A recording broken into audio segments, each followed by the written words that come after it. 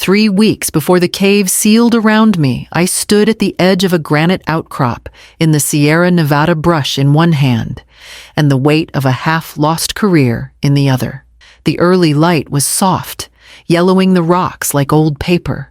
I crouched low, brushing away centuries of dust, and found what I'd only dared to hope for: a dense metallic vein. Tantalum. And beside it flecks of niobium and ytterbium almost humming in the silence.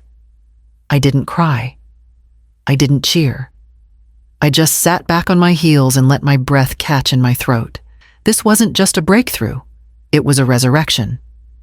Every grant rejection, every lecture I'd been passed over for, every time someone asked, "Aren't you retiring soon?" all of it pulsed beneath the surface of this rock. I took a picture. Then I took another, and then without overthinking it, I called Reese. His voice was groggy when he answered. "Mom, I found something." I tried to sound steady. "It's significant." There was a pause. "How significant?" "Rare earths. Clean. Untapped. Sierra East Ridge near that site I showed you back in 2016. Another pause. Then his voice sharpened. "You marked the coordinates?" "Of course I did." I hesitated. "I know things have been distant. But if you'd want to, I'll come," he said. "Just the two of us. Like before. Like before. When he was 10 and thought my rock samples were treasures. When he'd pack snacks for my survey hikes and ask if there were dinosaurs. When I still had his wonder instead of his suspicion. He booked the flight that night. I packed the charts, the satellite images, the spectrograph analysis. Maybe I packed something else too. A thin thread of hope I didn't want to admit was still in me. 2 days later, I met him at the trailhead. He hugged me stiffly. I pretended not to notice. He asked about the find, the logistics, the value. I gave him numbers and avoided the word priceless. The sky was clear as we started the climb. He carried the heavier pack. I led the way. Widow's Hollow waited above. The trail wound through pine and scrub oak, the air thin and crisp with the scent of mineral dust and early autumn. Reese walked behind me, his footsteps steady, but oddly measured, as if he was counting them. He didn't speak much, but then again, he never did on hikes. As a boy, he'd trail after me with pockets full of quartz and questions. Now, at 29, he walked with a silence I couldn't decipher. I glanced back once. His pack looked heavier than mine, bulkier than necessary for a 2-day trip. "You sure you want to carry all that?" He looked up, barely winded. "Just being cautious." I nodded. "Well, I didn't bring extra. Hope you packed good coffee." He smiled faintly. Not warm, not cold. Just practiced. We climbed in stretches, resting on sunlit rocks when my knees ached or his phone buzzed. I noticed he didn't take any calls, just glanced at the screen, pressed a button, and slipped it back into his pocket. I didn't ask who it was. I'd learned the hard way that asking often meant hearing less than I wanted. When we stopped for water, I watched him crouch to check the straps on his bag. Everything he did felt rehearsed. I told myself I was overthinking, that I was still adjusting to being around him without the buffer of screens and Sunday dinners. "I'm glad you came," I said quietly. He didn't look up. "You sounded excited." "It's important, right?" "It is." He stood, dusted off his hands. "Then let's get there." By mid-afternoon, we reached the ridge above the old trail. Widow's Hollow sat nestled in shadow, a wide mouth carved into the granite. I'd found it years ago on a failed mapping trip, logged it, then filed it away with other almosts. As we approached, the air cooled noticeably damp with a metallic tang. Reese stepped ahead and turned on his headlamp without being asked. He was ready. Too ready. I adjusted my straps and followed him inside. Inside, the cave swallowed sound. Even our boots on the stone floor felt muted, like the rock had no intention of remembering our presence. The air was cool, almost damp, and smelled of something ancient, metal dust time. I led the way with my headlamp sweeping over the uneven walls until I found it. A seam of dark, shimmering material ran diagonally across the cave face, thicker than I'd remembered, untouched, undisturbed. I crouched low, heart racing, and ran my fingers along it. "It's real," I whispered. "God, it's real." I opened my case and started collecting samples. Labels, photos, coordinates. My mind was spinning with possibilities. Grants, preservation permits, maybe even restitution for years lost in obscurity. Behind me, Reese paced slowly, the beam of his lamp flashing over the walls. "I told you," I said, half laughing. "You thought I was chasing ghosts. But this is historic." He didn't answer. I heard him take a few more steps backward. Then the sound stopped. Stillness. "Reese," I called over my shoulder. "Come here," he said. There was something off in his voice, too soft, too careful. I stood, tucking the last vial into the sample box, and turned. He was 10 feet away, standing by a narrowing in the wall, light glinting off the damp surface behind him. "What is it?" I asked. He smiled. "Not the kind that reaches your eyes. Not the kind that warms. Just come here." I stepped forward, heart slowing for reasons I didn't yet understand. He reached out, pulling me into a sudden hug. His arms wrapped tight around my waist. "I love you," he whispered near my ear. "You know that, right?" Something inside me stalled. "Reese, I really do. I need to make things right." And then, without warning, his hands shoved. My back slammed against the stone. My head hit something hard, and my knees buckled as I crumpled to the ground. I heard his boots scuffing as he sprinted away. "Reese!" I screamed, scrambling upright. "What the hell are you doing?" A low rumble echoed through the cave. "Reese." Then came the first crack, followed by another. The entrance collapsed in a roar of dust and granite. I lunged forward until my palms hit solid rock, no give, no seams. I pounded my fists, screamed, choked on dust, and then through the wall, his voice. "You chose rocks over family. Now they're all you've got." Silence followed. And then darkness. Complete. I don't know how long I lay there, minutes or hours. Time inside a sealed cave is more suggestion than fact. The silence pressed against my ears louder than any sound. My flashlight flickered. Once, then steadied. I crawled to a flat section of wall and leaned against it, the cold stone, grounding what little sense I had left. I tried to think rationally, supplies, water escape points, but my thoughts looped back to Reese. His face. His voice. That final sentence. "You chose rocks over family." I laughed sharp and small. Not because it was funny, but because it was absurd. I had chosen survival, integrity, discovery. He'd chosen theft. I was starting to accept I might die down here when I saw it. A flicker at the edge of my light. Not reflection, not falling dust. Movement. I froze. It stepped closer. A man emerged, slow and deliberate, his beard thick, his eyes alert and cautious.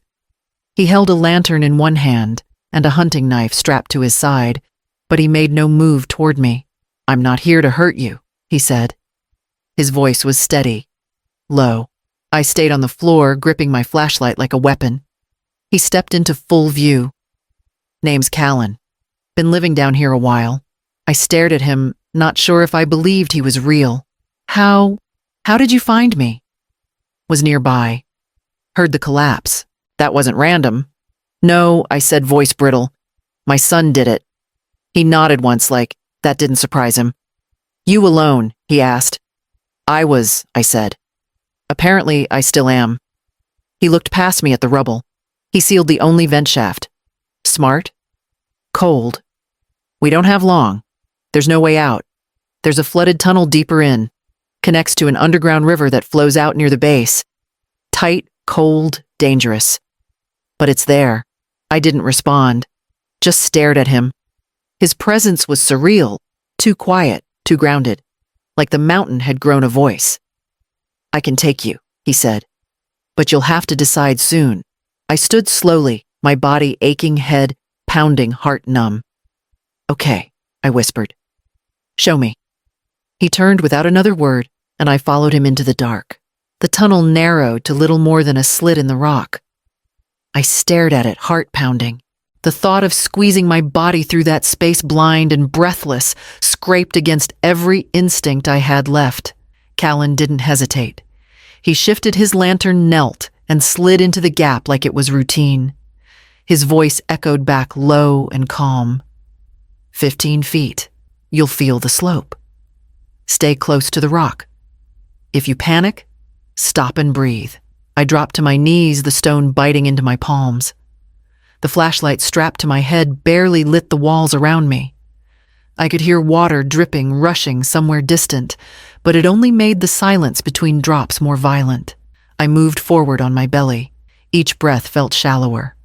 I could hear my own heartbeat in my ears. Halfway through, I froze. The rock above pressed low against my back, the air thinner than it had been just moments before. "I can't," I gasped. My chest burned. From up ahead, his voice carried back. "You're doing fine, Era. Just a few more feet. Tell me something." Why geology? The question was so absurd it anchored me. I exhaled a shaky breath.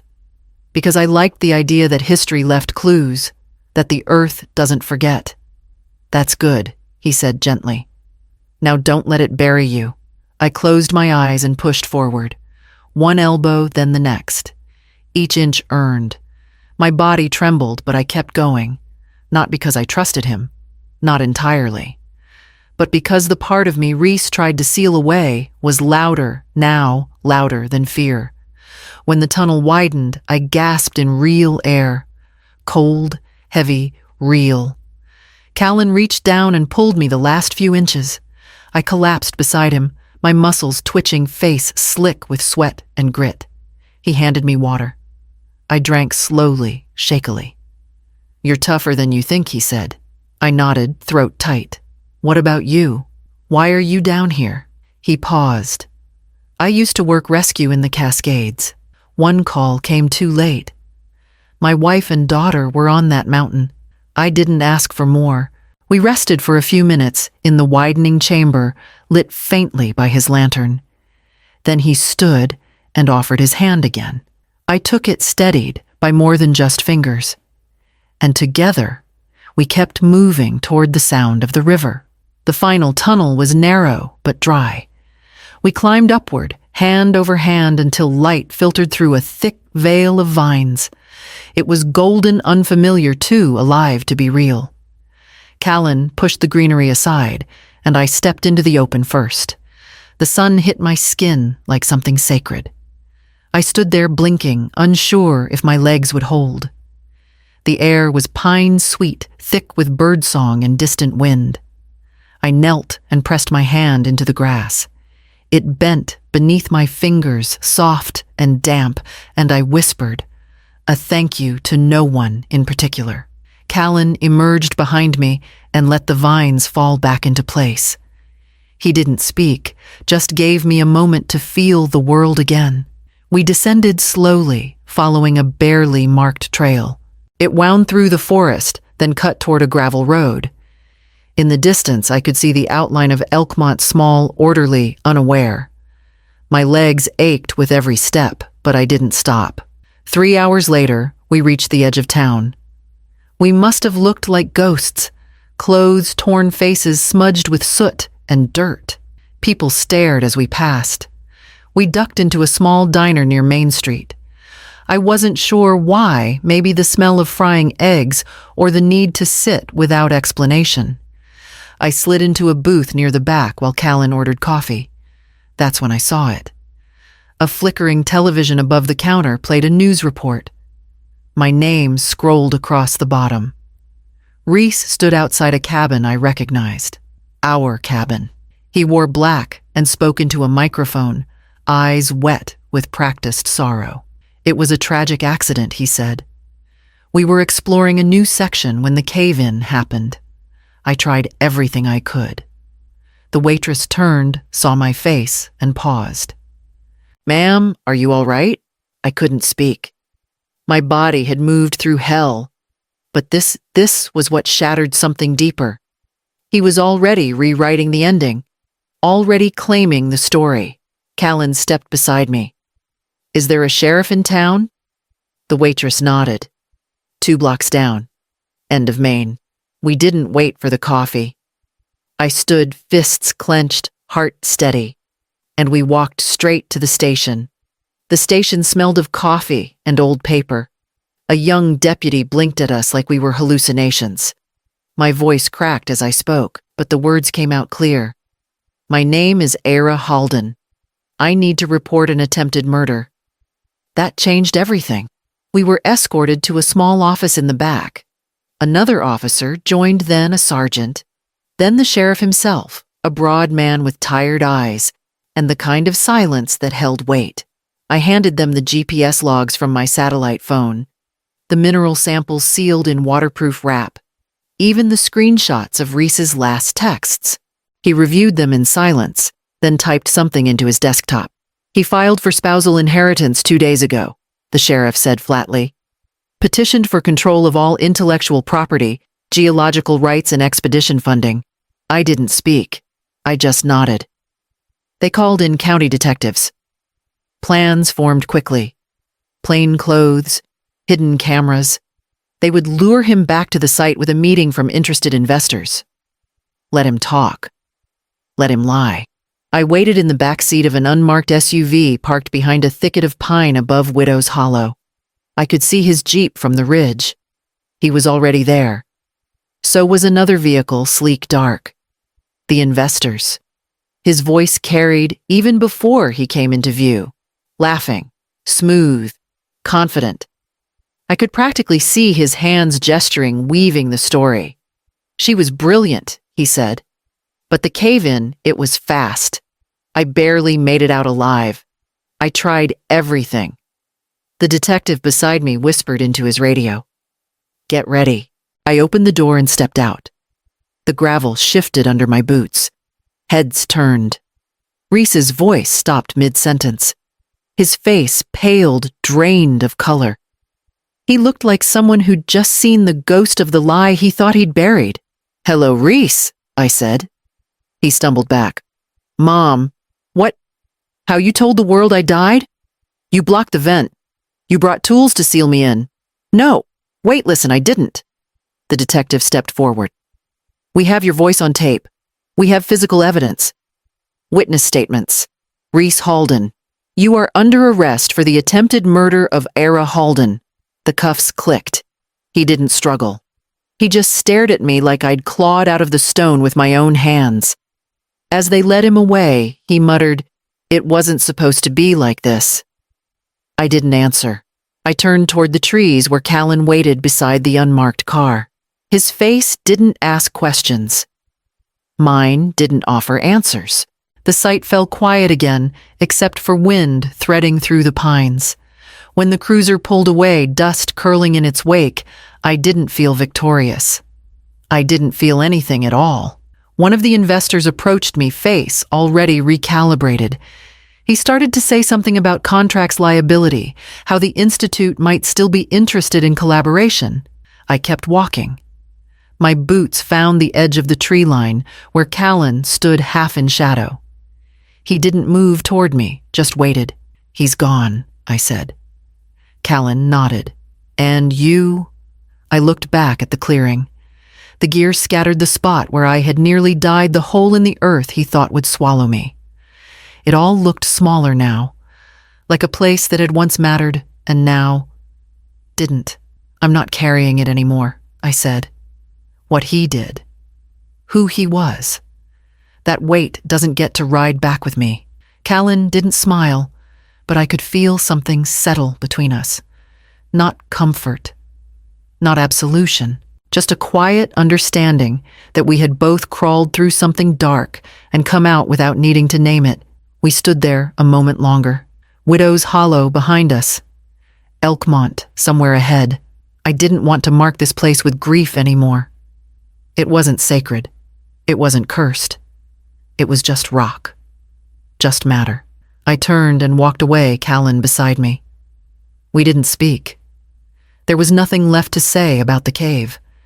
And everything's still ahead. The Geology Institute hadn't changed, but I had. The fluorescent lights still buzzed. The same polished floors stretched down familiar halls. But when I walked through those doors again, I didn't feel like I was returning. I felt like I was arriving. Director Ames met me in the lobby, his handshake warm, his eyes sharper than I remembered. "We've reviewed your findings," he said. "We're renaming the site Era's Rise." I nodded, the words settling somewhere quiet inside me. Recognition was never the goal. But something about being seen and believed restored pieces I hadn't known were missing. Callan kept to the edges of it all.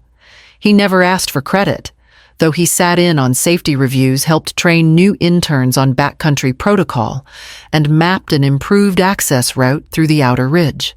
Most days we didn't speak of the cave. But some nights when the lab was quiet and the hallways dimmed, he would bring 2 mugs of tea to my office, and we'd sit on the balcony just past the mineral archive room. He never asked if I was all right. He just sat beside me, close enough to feel human, far enough to let me breathe. One evening, he leaned back and said, "I'd like to stay, if you'll let me." I turned toward him. Not because I needed saving, not because I owed him anything, but because there was a kind of stillness between us that felt earned. "You don't have to live underground to be safe," I said. He smiled. "That's what I'm learning." I nodded, not as permission, as recognition. We sat in silence, warm mugs in hand, the hum of campus life soft in the distance. The stars above us were faint, but present. Tomorrow, I'd present my findings. Tonight, I simply let myself be here, alive, whole, unburied.